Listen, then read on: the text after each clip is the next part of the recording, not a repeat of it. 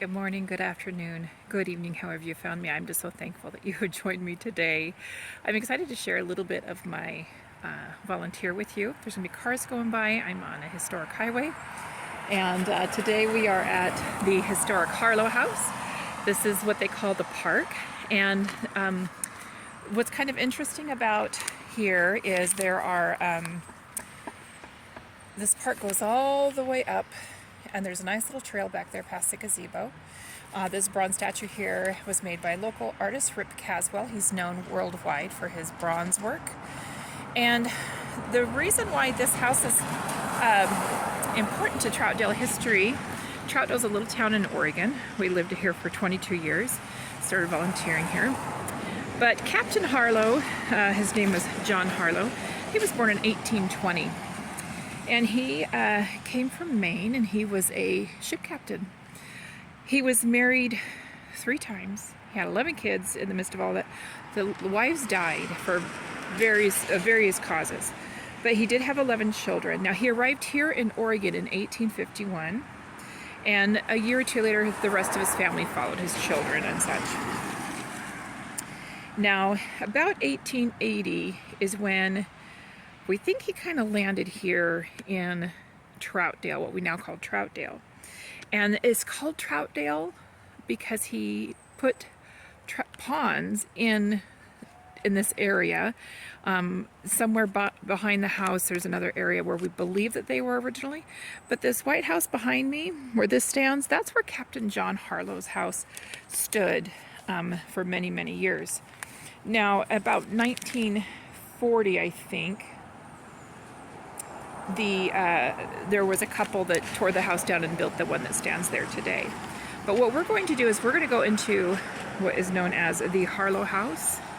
So it's right behind me. It's beautiful, beautiful. It's considered a summer home, and we will head on in. Okay, so this house was built by Captain Harlow's son, Fred. Am I getting this right? I believe it was Fred. Fred and his wife, Lou. And they built it in 1900. He was what we would say a lawyer. I believe he went to University of Oregon. And he came back and built this house in 1900. And so Fred and his younger brother, it wasn't Lou, sorry.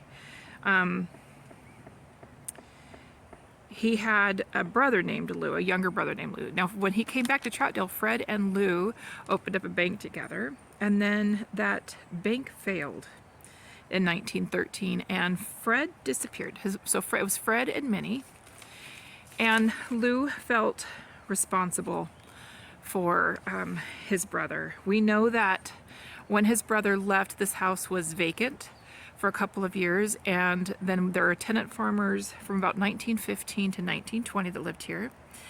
And then in 1920, Lou and his wife Laura moved in.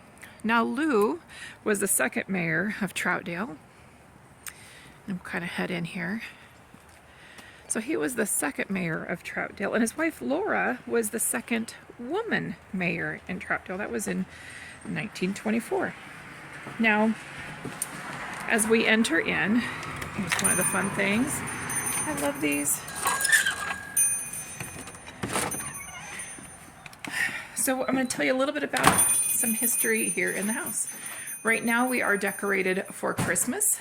We have a volunteer who loves gnomes or gonks. She calls them gnomes, but I think the proper term is gonk because you can't see their eyes. So she has lent us her gonks, gnomes, to display. Now, many of the pieces we have here did not belong to the Harlow family. They were acquired in other ways. I'll get to that in a minute. But this piece here, this is known as pierced copper or hammered copper, and it's salve is what it says, S-A-L-V-E, which in Latin means greetings or welcome. Now, that was made by Laura and her boys. So this was purchased. We have the receipt. This was purchased from a mail order catalog of sorts. And then this is something they worked on At the time, this was not electrified, so this is how they kept the house warm. So we're going to see lots of these here. I'm going to scan over here to the left, and you see this beautiful Victrola. And I am going to play a record for you. This is not something that we use. It's very important when you're visiting museums to not touch anything, because each museum has their own policies.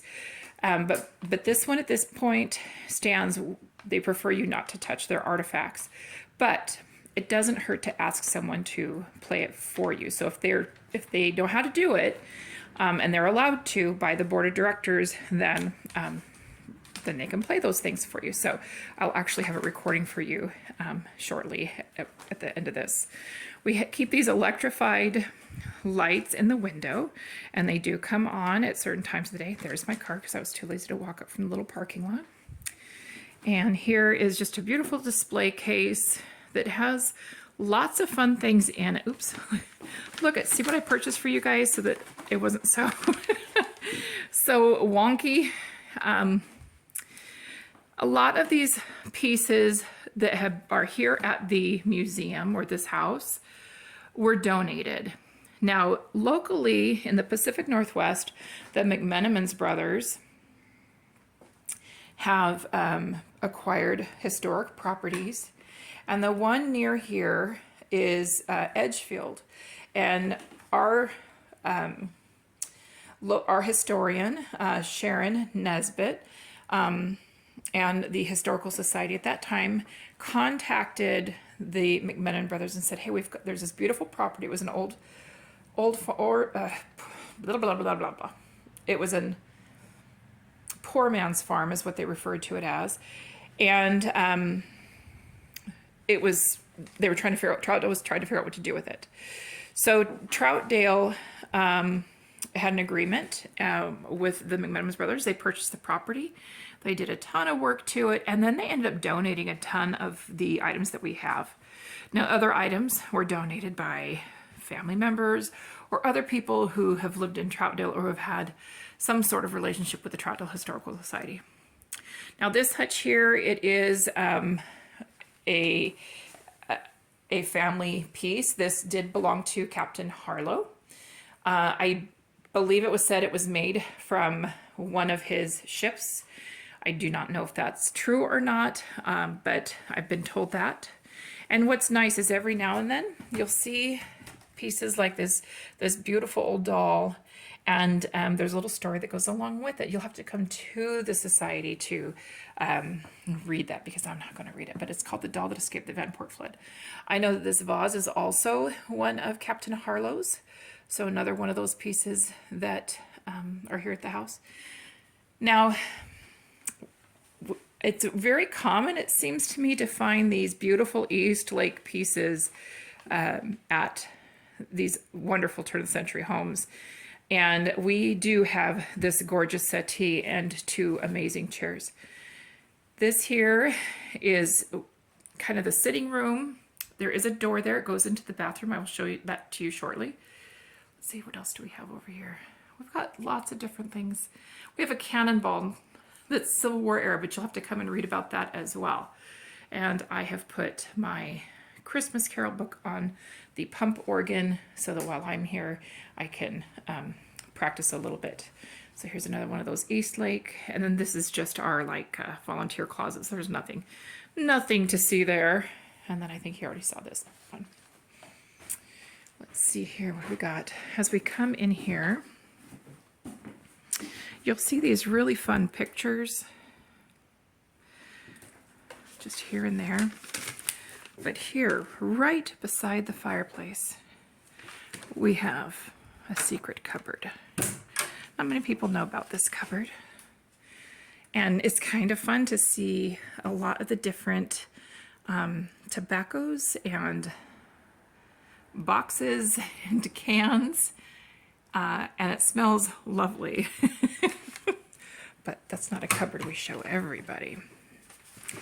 We have books for sale, and then we have, it gets dark in this house, so I apologize for that. We have this gorgeous hutch here as well. And these cranberry dishes have been on display here. Gosh, I've been volunteering, I think, for about 10 years, and so they're still on display. They're on loan. It says they're on loan, but they are in our collection now, I believe. Here's another beautiful stove, and look at this piece. Nice leather. Here's more of that beautiful ruby glass. And here's a gorgeous painting of the Harlow House. I'm going to zoom over here because it gets a little hard to see. This here, well, here's another door to the outside, the front porch. I think there were 3 doors originally. This is, the back actually can come up. So this was, you know, one of those pass-throughs, and, you know, butler. And then you'd store your linens down here, and that was pretty cool. And here are some of the children that lived here at the, and some of the Harlows that lived here in Troutdale. Just some of them. And aren't these fun? Look at those beautiful stockings. So here's kind of neat. Here we go. So this tells you a little bit about the people who lived here. So here's Fred up here. There's Fred and his wife Minnie. And Fred, of course, was the judge. He was called Judge, but he was a lawyer. Went to school at U of O, and he's the one that built the house with his wife Minnie, and they had 2 daughters. One who died. I'll tell you a little bit about her as well when we go up the stairs. And then this is his brother Lou, and Lou's wife Laura, and Lou was the 2nd mayor of Troutdale. Laura was the 2nd female mayor of Troutdale. And as she got on in age, the neighbors, this is Lee and Mabel Evans, they're the ones that built the house, the White House that I showed you where Captain Harlow's house originally was. They at one point moved in with Laura, and they helped care for her as she was aging. And Mabel, of course, was a piano teacher. She had a piano brought in, and so then from there, they, let me think, she cared for Laura for many, many years. Oh, she taught piano here, is what it was. And there's still adults, they're not children anymore, who remember learning to play by Miss Mabel. And then here it's kind of interesting. You don't see this very often. When the wood was cleaned, this is what it looked like before. You got to remember that they had stoves in here. People smoked. It just was kind of the way it was during those days. There's our modern thermometer. We're going to walk into the kitchen here. I love this kitchen. Now this, if you're very familiar with Troutdale, there are these historic there's a historic tree on the corner of Stark Street and Troutdale Road, and it's on the south side,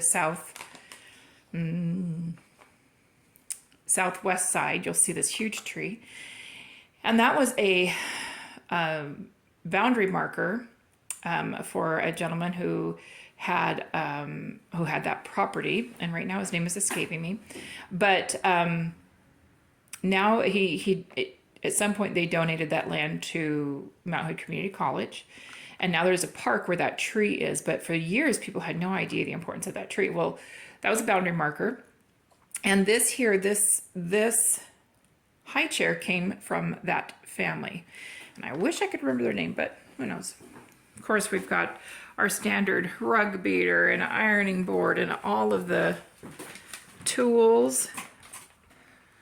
Some of them very rustic, some of them pretty nice. We've got bluing over there. It goes up and up and up. Look at that old cord. Would you trust that cord? Maybe. And then what about that butter churn, laundry churn? Wow.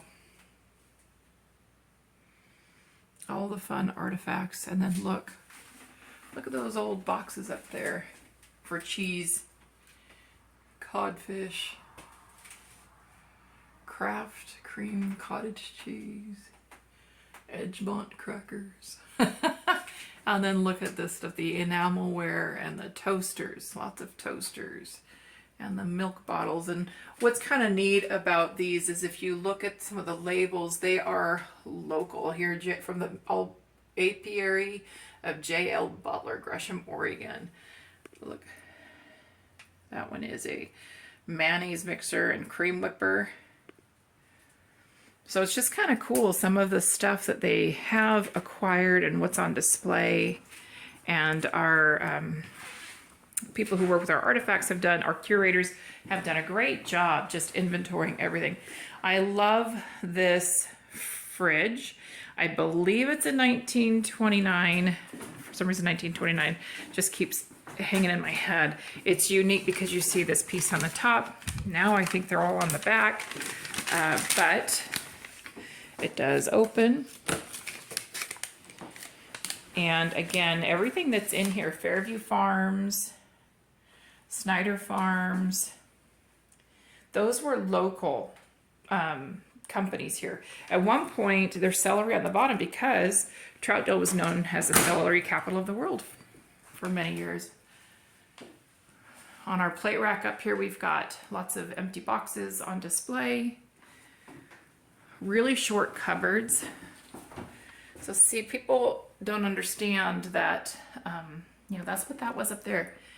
This is a cupboard. So you put your cups in there, and then your plate racks were up there. That's where you would put your plates. We do have this really fun stove. This was found in the basement in the late 70s when we converted this we had a docent living here, and we had this electrified. We do not use it, but we do believe it was original to the house, but at some point it had been removed. And when we tried to change it up, well, we brought it back up. So that's kind of cool. That goes out to the back. We're not going to go there. Oh, and the other door behind me is to the basement. We're not going down there either because it's too musty. This here is our bathroom. We do believe that the tub is original to the house, but the sink is not, and this is where the 1929 gets muddled in my head, because this sink might actually be 1929, and the toilet is 1929. So you'll see here we've got this little water closet. We don't know exactly when the toilet was brought in, but it's here. Now these were used for a variety of things. They were used, some people did use them for their hair. It was also used for your ribbons on your bonnet. So there was multiple uses for it depending on what you wanted done.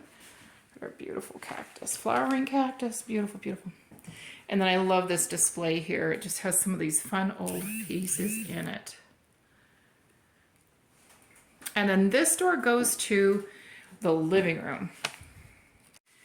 Okay, we're gonna go ahead and go up these stairs. It's like real time going up the stairs. There's not much to see up here, but I wanted to go back to Fred and Minnie, and they had a daughter named Lucille. They had two daughters, Lucille and Harriet. Now, Lucille and Harriet were just little girls that lived here, and Lucille was 10, and she died from typhoid. And there, for many, many years, her ashes were kept in a window up here.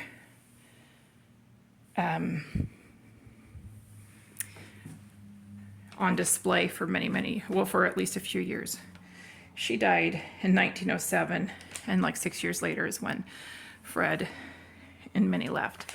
Now, we did not obviously repair or replace the wallpaper in here.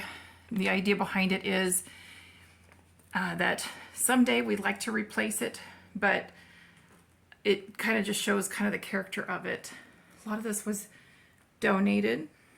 We have a lot of beautiful dolls.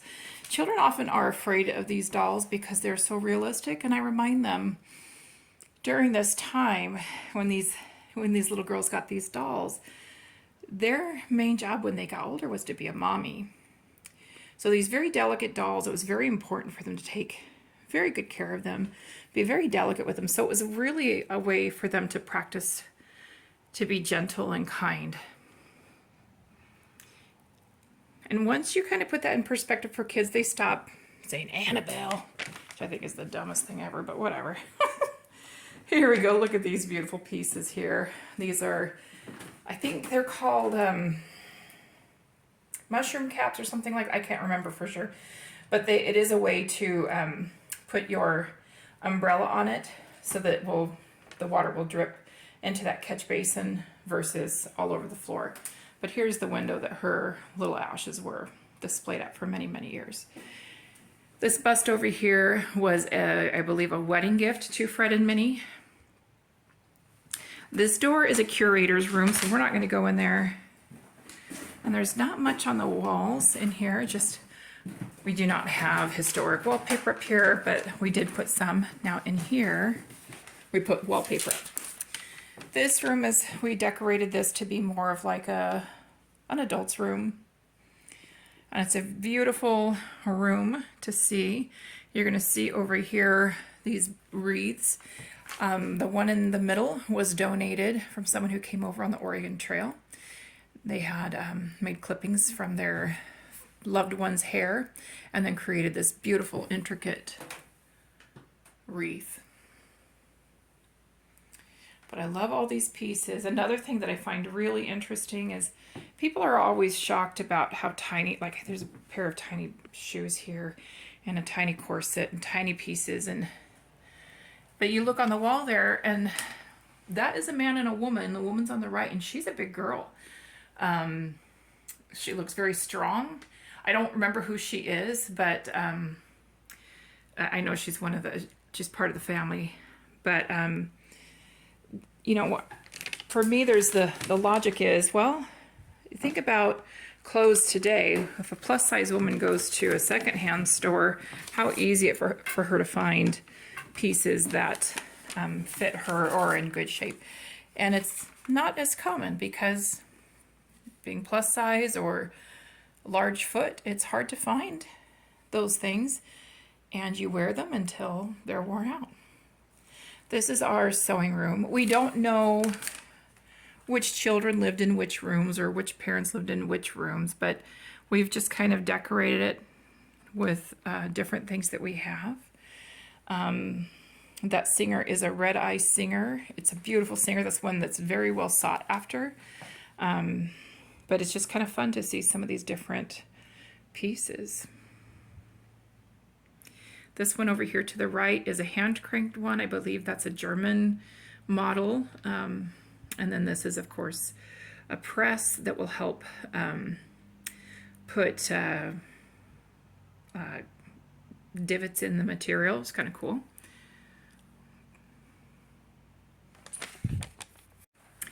We do give tours here, and we of course prefer when people can come in person, but I hope that this opens up the opportunity for you to try to find time to go into your local historical society and see some of the history and why it's there. And history is important for a variety of reasons.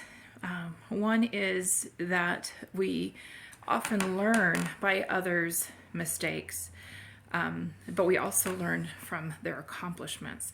So it's important to understand history, where things came from. The Harlows, as far as I know, were a good family. I know that Captain Harlow did have a cook. It was a gentleman from China, and a really good cook. People loved his cooking. And this area has a lot of the Fuji farms. If you noticed in one of the cases, Fuji Farms is one of the families, Oriental families, who live in the area and have for many generations, and they are still a very active farm. I believe they're Japanese, but I don't know. They're American, so it's just kind of neat that we've got this melting pot in such a small town. And you're going to see the Victrola after this, but I hope you enjoyed your tour of the Harlow House for the Troutdale Historical Society. And again, my name is Amber, and I hope someday you'll come visit me. I volunteer on Wednesdays from 1 to 3 p.m. Pacific Standard Time. Blessings.